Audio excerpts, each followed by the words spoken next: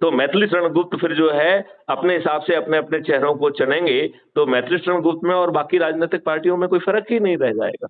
नहीं, मेरा अलग सोच है सर।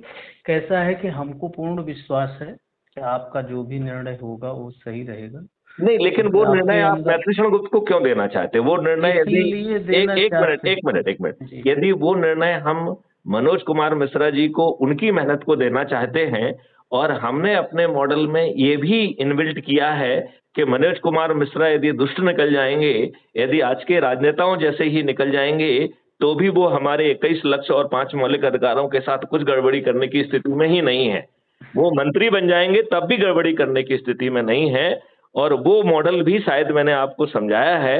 यदि आप जानना चाहते हैं कि कैसे मनोज कुमार मिश्रा आज के राजनेताओं जैसे ही गड़बड़ निकल जाते हैं, तो और मंत्री बनने के बावजूद भी वह 21 महालक्ष्य और 5